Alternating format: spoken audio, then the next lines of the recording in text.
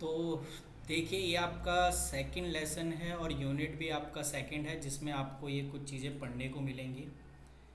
ई marketing पढ़ने को आपको मिल सकता है, e tailing, online service, auction and online portal. ये सारी चीज़ें जो है आपको इस टॉपिक में पढ़ने को मिल सकती हैं।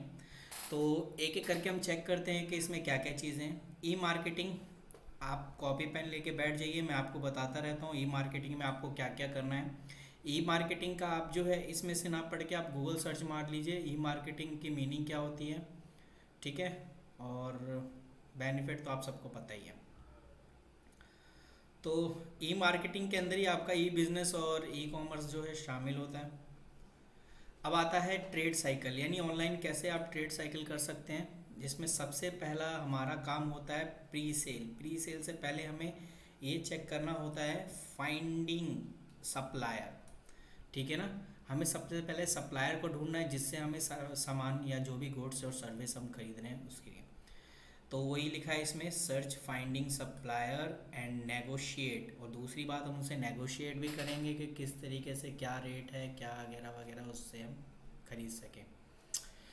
उसके बाद जब हमारा सप्लायर डन हो जाएगा कि हाँ जी इससे हमें सामान खरीदना है, तो दूसरा हमारा काम होगा एग्जीक्यूशन, जिसमें आपका जो है सिलेक्टिंग गुड्स डिलीवरी, ठीक है, कि जो आप इसमें ऑर्डर दोगे उसके रिगार्डिंग आपका गुड्स जो है डिलीवर किया जाएगा।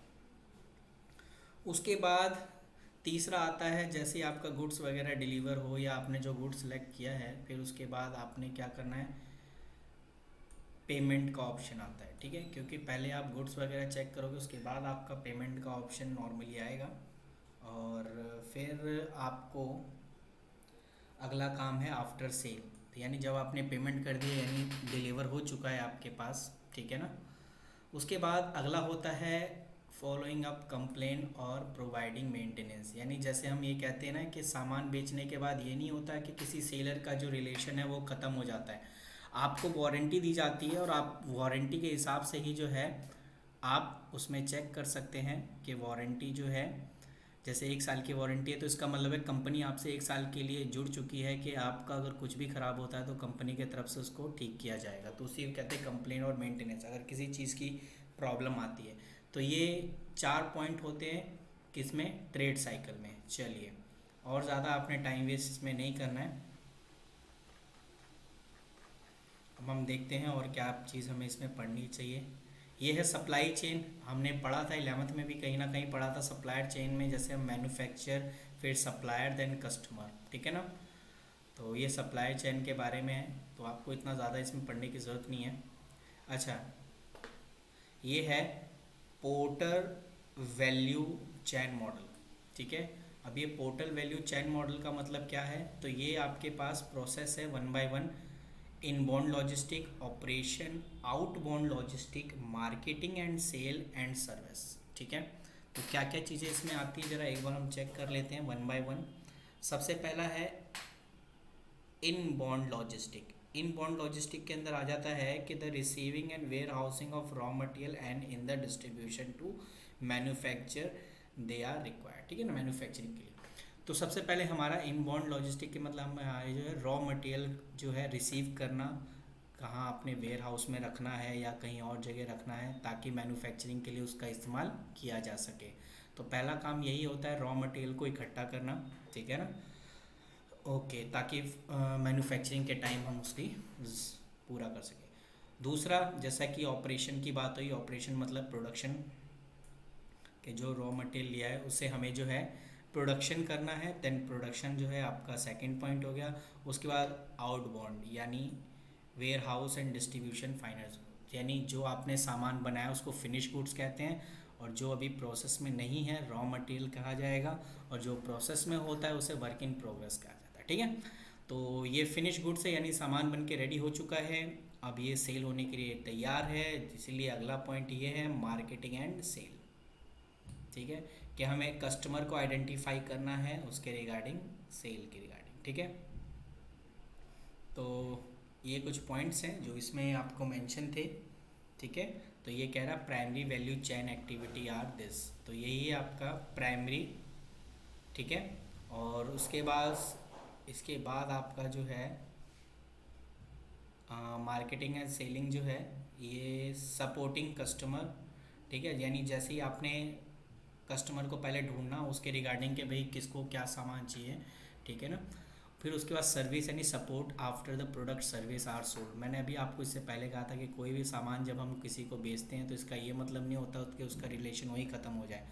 अगर ऐसा कोई कंपनी करती है तो ज़्यादा टाइम तक टिक नहीं पाएगी। उसकी वजह यही है कि ऐसा नहीं है कि आपका प्रोडक्ट पूरा साल चल जाए, क्या पता उस कहीं ना कहीं बीच में डिफ़ॉल्ट भी आ सकता है। तो उसके लिए कस्टमर को जो है 1 साल की वारंटी दी जाती है ताकि वो उनका रिलेशन मजबूत रहे, ठीक है। तो ये सारी चीज़ें इनसे जुड़ी हुई हैं। तो इससे पहले जो अभी हमने पढ़ा वो था पोर्टर वैल्यू चेन मॉडल, तो आप ज़रूर इसको जो है पढ़ लें ताकि आपके काम आ सके, ठीक है। अच्छा, ई कॉमर्स क्या होता है, वेरी इंपॉर्टेंट क्वेश्चन आपके एग्जाम में पूछा जाएगा। ई कॉमर्स क्या होता है, और अगर आप 10 ईयर उठा के देख लो वहाँ पे लिखा हुआ है, ठीक है ना। तो ई कॉमर्स क्या होता है, और e commerce enhance value chain by providing, तो ये है आपका electronic value chain e commerce enhance the business by supporting reducing Tom fam and change the cost structure, ठीक है। तो खैर ये सारी चीज़ें आप यहाँ से भी पढ़ो या आप सर्च मार लो गूगल बाबा, तो गूगल बाबा पे आपको मिल जाएगा ई कॉमर्स की मीनिंग। खैर वो तो आपको फर्स्ट में ही था, ये आपको वैसे आप चाहो तो इसे ना पढ़ो, मेरी सलाह मानो तो पढ़ो ही मत यार, इसको छोड़ो, इसको मत करो। अच्छा ये है इम्पॉर्टेंट, ये आपको वैसे भी अगर कोई बंदा पढ़े ना तो इतना तो ग्रेजुएट में इतना तो सिंसियर हो ही जाता है कि उसको ये पता हो कि ऑनलाइन मार्केटिंग क्या होती है। अगर वो इसके बारे में नहीं जानता तो वो कुछ भी बना के लिख सकता है, ठीक है। तो ये ऑनलाइन मार्केटिंग है जिसको हम टाइप ऑफ डिजिटल मार्केटिंग भी कहते हैं, ठीक है।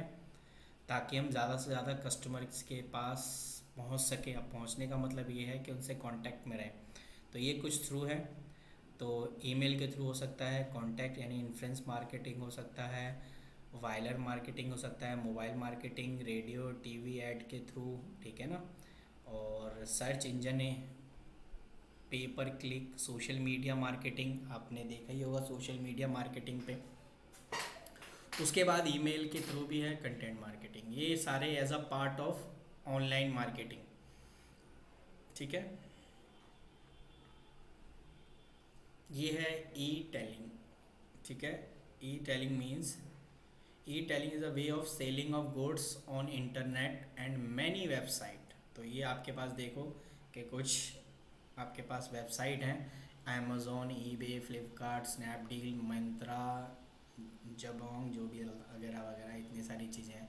हम तो 2 ही 3 याद रख ले, बहुत काफ़ी है। तो ये वो प्लेटफॉर्म है जहाँ पे हम ऑनलाइन सेलिंग परचेज़ करते हैं इंटरनेट के थ्रू, ठीक है। और जो टॉप ई कॉमर्स वेबसाइट है इंडिया में वो ये हैं, जो कि मैंने कहा था कि इन्हीं को हम याद रखते हैं, ठीक है ना। तो अमेज़ोन, जेबोंग हो गया आपका, फ्लिपकार्ट हो गया, शॉप क्लूज़ हो गया, पेटीएम मॉल हो गया आपका, एंड मिंत्रा हो गया, एंड स्नैपडील हो गया। तो ये कुछ पॉइंट्स हैं जो इसमें। तो हाँ आप ज़रूर ई क्या होता है आपका ई टेलिंग, और इसकी एडवांटेज में आप ये लिख सकते हो कॉस्ट कम आता है, एक्सेस आप जल्दी कर सकते हो, और इन्वेंट्री से रिलेटेड इतने नहीं, ठीक है ना। Cost of product without mediated, यानी वो कहते हैं ना कि सप्लायर को भी तो बीच चोलिया जिसे हम कहते हैं कमीशन वगैरह वो बचता है, क्योंकि हम डायरेक्ट सेल करते हैं मैन्युफैक्चरर से। एक्सेस यानी customer has not go anywhere, उसे कहीं जाने की ज़रूरत नहीं है, उसकी साइट पे जाएगा और आराम से एक्सेस कर सकता है। इन्वेंट्री यानी large number of variety of product available होते हैं। फ़ोटो आपने देखी होगी, वो बात अलग है कि जो फ़ोटो में दिखाई देता है वो आपके पास रियल लाइफ में कुछ अलग आता है, लेकिन हाँ आपको वेराइटीज़ बहुत सारी होती हैं, उसी के हिसाब से आप चॉइस कर सकते हो, ठीक है। उसके बाद है ऑनलाइन सर्विस। ऑनलाइन सर्विस में आप देखो तो ये है आपका ई प्रोक्यूरमेंट एंड ई कोलैबोरेशन, ठीक है ना। तो इसमें क्या होता है, इसमें कह रहा है e procurement provide cross enterprise system to system integration, ठीक है। जिसमें हम क्या चेक करते हैं, इलेक्ट्रॉनिक कैटलॉग्स वगैरह बनाए जाते हैं on you buying and selling, ठीक है। And we would be study about the procurement in detail in part of the chapter. तो जैसे कि ऑब्वियसली हम इसी में ही पढ़ेंगे यार, ये सारी चीज़ें यहीं पे पढ़ी है। तो प्रोक्यूरमेंट में ये बताया जाता है कि किस तरीके का कैटलॉग्स होता है, यानी पूरी डिटेल्स वगैरह उसमें शो करना कि ये प्रोडक्ट क्या है, कितनी क्वांटिटी, सारी चीज़ें उसमें मेंशन की जाती है, ठीक है ना। जिसमें क्या है, इनहेंस एफिशिएंसी, आपको ज़्यादा एफिशिएंसी लगाने की ज़रूरत नहीं होती, reduce cost and cycle time, क्योंकि सारी चीज़ें वहीं कैटलॉग वगैरह बना के दे दिया जाता है, तो टाइम भी कहीं ना कहीं बचता है। And help in contract complaints and customer reach, ठीक है। अच्छा, collaboration provide the cross enterprise technology design interaction customer supplier, ठीक है, जिसमें डिज़ाइन वगैरह सारे देखे जाते हैं, डिज़ाइन रिव्यू एंड रिव्यूज़ वगैरह। तो इंटीग्रेटेड प्लानिंग क्या होती है, इंटीग्रेटेड आप देखोगे ये वर्ड आपको ज़रूर मिलेगा, इंटीग्रेटेड। तो अगर आप इंटीग्रेटेड प्लानिंग का मतलब है, integrated planning and manufacturing provide cross enterprises planning execution system to system integration and outsource manufacturing visibility advantage of integrating planning and manufacturing। यानी इंटीग्रेटेड प्लानिंग का मतलब है provide the cross planning execution system to system integration, ठीक है, जिसमें आपको सारी चीज़ें विजिबिलिटी करनी पड़ती है कि कैसे कैसे आपने ये सारा चीज़ किया, किस तरीके से आपने इसको प्रोड्यूस किया, ये सारी चीज़ें जो हैं इसमें शो की जाती है। ओके, तो आप चाहो तो इसमें से पढ़ सकते हो, अदरवाइज़ कोई दिक्कत है नहीं, ठीक है। ओके। हम्म। और इस चैप्टर में ऐसा कुछ खास नहीं है जो मुझे बताना है।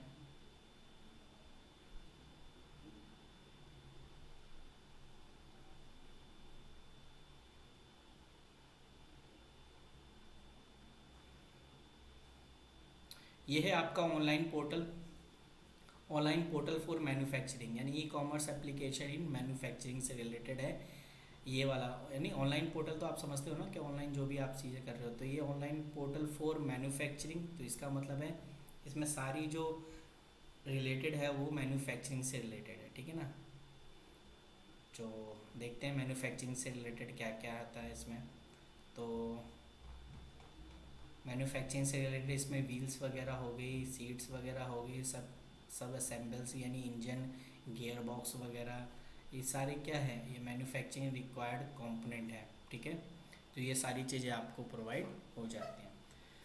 उसके बाद इसमें तो मेरे को नहीं लगता कुछ है, ये e commerce application in wholesale, ये होलसेल के रिगार्डिंग है जो आपको ये चीज़ें प्रोवाइड होती हैं। ये ऑनलाइन लर्निंग, जैसा कि आप देख ही रहे हो कि हर एक जिस तरीके से कोरोना पेंडेमिक आया हुआ था, तो आपने देखा होगा कि कैसे कैसे स्टडी में प्रॉब्लम आ रही थी। तो इस तरीके से ई लर्निंग का मतलब होता है आपको जो भी स्टडीज़ वगैरह है वो ऑनलाइन की जाती है, जिसमें आपका एसओएल भी कहीं पीछे नहीं था। एसओएल ने भी आपको सपोर्टिंग मटेरियल, वीडियोस वगैरह प्रोवाइड कराए, जो कि आप यहाँ पर ये बता रखा है कि कहाँ है। अगर आप चाहो तो इसे देख सकते हो कि ये वीडियोस है, और ये click here for video classes, then click here for refer material, and ये सारी चीज़ें आपको मिल सकती थी। ऑनलाइन लर्निंग का है, तो ये सिर्फ एसओएल ने नहीं, इग्नू ने भी इसको जो है प्रॉपर किया था, तो इग्नू के भी पॉइंट ऑफ व्यू से ठीक है। तो ये कैसे कैसे जाना है ये पूरा प्रोसेस लिखा हुआ है, तो आप चाहो तो उस पर देख सकते हो। तो ये ऑनलाइन लर्निंग था। तो ऑनलाइन लर्निंग तो आप समझते हो कि ऑनलाइन ही हमें पूरी जो है स्टडी करनी है, तो उसी पोर्टल पे, ऑनलाइन ही पोर्टल पे जो है स्टडी के रिगार्डिंग बात की जाती है। तो ये हो गया।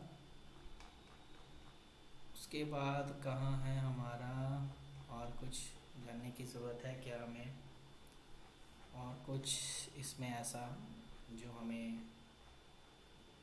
जानना हो कि हमने जाना नहीं।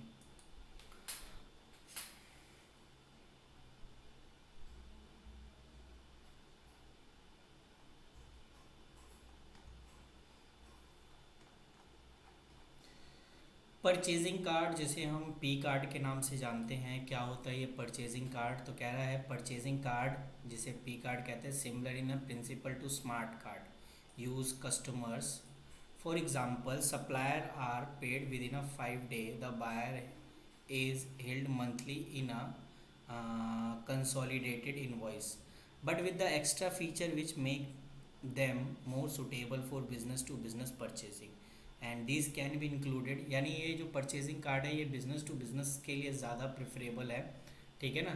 तो इसमें क्या आता है, control such a restriction card या restricting card use to particular commodity area, क्योंकि कुछ प्रोडक्ट ऐसे होते हैं जो ऐसे हम डायरेक्ट कस्टमर को नहीं बेच सकते, तो उसके रिगार्डिंग ये कह रहा है कि ये जो कुछ पी कार्ड जो है ये कुछ रिस्ट्रिक्टेड कह सकते हैं कमोडिटीज़ के लिए यूज़ होती है। कमोडिटी यानी वस्तु के लिए यूज़ होती है, ये सभी के लिए यूज़ नहीं होती। कह रहा है इंडिविजुअल ट्रांजेक्शन वैल्यू, हर एक की जो भी आप खरीदोगे उसकी इंडिविजुअली ट्रांजेक्शन्स वैल्यू होती है। मंथली एक्सपेंडिचर लिमिट, और ये लिमिट बना दिया जाता है कि आप एक महीने में कितना आप परचेजिंग कर रहे हो, ठीक है ना। तो the purchasing information provide to the buying organization by the issue of bank on which the monthly statement depend on the agreed to detail automatic generated by the each supplier. The call range from the supplier name, date of transactions value to line item idea detail against each order, and free text entry input the account code and VAT value, ठीक है। तो ये सारी चीज़ें आपको provide की जाती है इस परचेजिंग। कह रहा है purchasing information provide to buying organization and buying the issue bank of each monthly statement depend on the degree detail automatic. तो जैसे भी आप इस कार्ड को इस्तेमाल करोगे तो उसको पता चल जाता है जिसने इस कार्ड को इशू किया है परचेजिंग कार्ड के रिगार्डिंग, कि आपने किससे ख़रीदा है और कैसे पेमेंट की है बैंक के थ्रू। ये सारी डिटेल आपको ऑटोमेटिकली जनरेट हो जाती है ईच सप्लायर, ठीक है। तो इसमें क्या और चीज़ है, इसमें कह रहा है इम्प्लीमेंट, कह रहा है कार्ड होल्डर, वो जिसके पास वो परचेजिंग कार्ड है, should be distributed to any one in the organization who need the requisition low value of goods. किसी का भी आप इसके इस्तेमाल कर सकता है, कोई भी बंदा किसी को भी वो कार्ड होल्डर दे सकता है कि ले भाई तुझे खरीदना, ये खरीद ले। फंक्शनैलिटी का मतलब एक P card enable to each card holder to allocated spend limit PC and transaction and total spend limit per month. The GPC and some other P card program also enable spend regulatory and blocking spend category for particular users and individual transaction। हाँ, इसके through जो है supplier जो है कभी भी आपके card को ब्लॉक कर सकता है, अगर उसका लगेगा कि हाँ जी ये पेमेंट नहीं कर पा रहा है, कुछ जो भी रिलेटेड है, तो वो कार्ड को ब्लॉक कर सकता है, ठीक है ना। तो पी कार्ड का क्या बेनिफिट है ये चेक कर लेते हैं। तो पी कार्ड का यानी promote payment discount reduce the amount paid for goods and service. आप नॉर्मली अगर गुड्स खरीदने जाओगे तो आपको कॉस्ट अलग पड़ेगी, और जब आप पी कार्ड का इस्तेमाल करोगे तो क्या पता आपको डिस्काउंट वगैरह मिले। तो ये कुछ बातें थी जो इसमें आपको करानी थी, और शायद ये हो चुका है। और क्या है भाई, और ऐसा कुछ ये ऑलरेडी मैंने बता चुका हूँ। ये ऐसा कुछ है नहीं इसमें। ऑनलाइन शॉपिंग तो आप जानते ही हो कि मैन्युफैक्चरर से डिस्ट्रीब्यूटर यानी होलसेलर के पास जाता है, होलसेलर से रिटेलर के पास जाता है, और रिटेलर से कस्टमर के पास जाता है, ठीक है ना। बट ऑनलाइन शॉपिंग में ऐसा क्या होता है, ऑनलाइन शॉपिंग से हम कह सकते हैं, जैसे सपोज़ करो फ्लिपकार्ट है, वो सस्ता सामान इसलिए बेचता है कि इसमें जो डिस्ट्रीब्यूटर है, ये रिटेलर है, ये कट जाता है, तो इसका कमीशन या जो इसका हम कह सकते हैं वो भी कट गया। तो हमने डायरेक्ट कह सकते हैं कि यहाँ से डायरेक्ट कस्टमर को प्रोवाइड हो, इसलिए सामान सस्ता होता है। लोग कहते हैं कि पुराना है इसलिए सस्ता होगा, नहीं, हम यहाँ से डायरेक्ट कस्टमर को बेच रहे हैं इसीलिए ये सस्ता पड़ रहा है। तो role of e commerce retailing, ये आप पढ़ सकते हो आपके एग्ज़ाम के हिसाब से, ठीक है। ई कॉमर्स का सर्विस सेक्टर में क्या रिलेशन है, या इशू फॉर सर्विस प्रोवाइडर, तो कह सकते हैं role of e commerce in service sector. ये आप देख सकते हो, ये सारी चीज़ें हैं। तो ई कॉमर्स की कौन कौन सी कंपनी हैं जो इनमें पार्टिसिपेट करती हैं, तो फ्लिपकार्ट कंपनी हो गई, आप जानते ही हो इतने सारे। दूसरा है मैगजीन मॉल कंपनी, ये तो मैंने भी पहली बार नाम सुना है भाई। 20 नॉर्थ कंपनी और स्नैपडील कंपनी, चलो ये तो नाम सुना हुआ है, Snapdeal. Deal and you company, अरे बाप रे, ये सारी चीज़ें एक बार रीड कर लेना दोस्त, ताकि आपके एग्ज़ाम थोड़ा ठीक ठाक निकल जाए। तो मेरे ख्याल से और ये मिंत्रा वगैरह भी है। आप 4-5 कंपनी रखना यार, ताकि आप 2.5 से 3 पेज लिख सको। 2.5 से 3 पेज का मतलब वो 1 देन 2, नॉट अ 1 2 3 4 5। देन इस हिसाब से देखा जाए तो 6 पेज हो जाएंगे। तो आप 6 पेज तो नहीं, कम से कम 2.5 पेज और 3 पेज भी लिखते हो तो 15 मार्क्स के लिए तो मेरे ख्याल से सफिशेंट है। तो ये आपका ख़त्म है चैप्टर। अब इसमें से कौन सा क्वेश्चन आपसे पूछ सकता है, तो मैं इसमें आपको बता देता हूँ। देखो क्वेश्चन पूछे जाने वाला, what is the trade cycle, ठीक है, एंड एक्सप्लेन, ये क्वेश्चन पूछ सकता है। उसके बाद explain porter value chain model, ये ऑलरेडी मैंने आपको करा रखा है। हाँ, ये आ गया आपका explain the role of e commerce in manufacturing, ठीक है, और explain the role of e commerce in service sector. तो ये कुछ पॉइंट मैंने हाईलाइट किए हैं क्वेश्चन। और आप 10 ईयर भी देख सकते हो यार, 10 ईयर पे भी 5 साल के क्वेश्चन पेपर अगर आपने पढ़ लिए हैं, 5 साल मिनिमम तो पढ़ने हैं आपने, 5 साल के अगर क्वेश्चन पेपर अगर आपने सॉल्व कर लिए तो फिर आपको पास होने से कोई नहीं रोक सकता। 5 साल का आपने क्वेश्चन पेपर को रीड करना है कि शॉर्ट नोट्स में क्या क्या क्वेश्चन पूछ रहा है, जैसे डिजिटल सर्टिफिकेट, डिजिटल सिग्नेचर, ठीक है, एटर्नल पूछ सक रहा है। तो ये सारी चीज़ें जो पूछ रहा है शॉर्ट नोट्स में, तो ये भी आपको पता होना चाहिए। तो उसके लिए आप 10 ईयर ले लो, 10 ईयर से पीछे के बस 5 साल के क्वेश्चन पेपर पढ़ लो। 2021 19 में असाइनमेंट बेस्ड था, उसे हटा दो, 19 ले लो, 18 17 देन 16 तक बहुत है। तो आप उसमें क्वेश्चन एनालाइज करोगे कि कौन सा क्वेश्चन सबसे ज़्यादा बार रिपीटेड है। एक क्वेश्चन ई कॉमर्स का तो पक्का है कि वो पूछेगा ही पूछेगा। आपको अगर आपके पास टाइम कम है तो आप क्या करो, आपके पास दो 5 ईयर का जो क्वेश्चन पेपर है उसका आप एनालाइज करो कि कौन सा क्वेश्चन रिपीटेड आ रहा है, बार बार आ रहा है।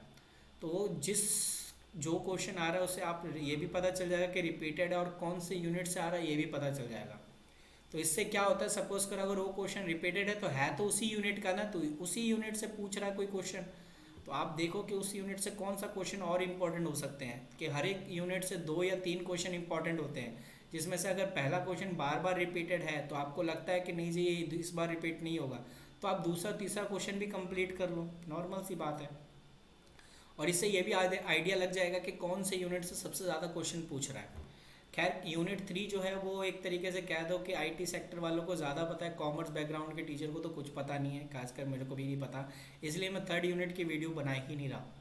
तो इसीलिए अगर आपको पास होना है ढंग से तो सिंपल सा एक लॉजिक अपनाओ, 5 साल का क्वेश्चन पेपर पढ़ो और उसमें देखो कौन सा क्वेश्चन रिपीटेड है, उसको पढ़ लो, ठीक है। चाहे गूगल सर्च करो, गूगल से पढ़ लो कि बहुत ईजी होता है, वहाँ से आराम से आसानी से मिल जाएगा, ठीक है। तो फिलहाल आप यही तैयारी करिए, वही आपके लिए बेस्ट है। तब तक के लिए आप अपना ध्यान रखें और अच्छे से नोट्स बनाइए। मिलते हैं आपसे अगली वीडियो के लिए। और जैसा कि आप सभी का शुक्रिया कि आप जो है इतना अच्छा अपना प्रेम बढ़ा रहे हैं, कि मुझे नहीं पता था कि इतने सारे व्यूज़ आ जाएंगे मेरे इस वीडियोज़ पे। तो खैर मैं शुक्रगुजार हूँ आप सभी का, इसके लिए धन्यवाद। और लोग आ तो रहे लेकिन है ना सब्सक्राइब वगैरह नहीं कर रहे हैं, जिससे थोड़ा सा मोटिवेट और हूँ। तो मैं आपको और भी जैसे 5th सेमेस्टर की वीडियो मैं पहले से ही आपको बना दूंगा, ताकि आपको ज़्यादा हेल्पफुल ना हो और आप शुरू से इस वीडियो को देखें तो बेस्ट रहेगा, ठीक है। चलिए मिलते हैं आपसे अगले वीडियो।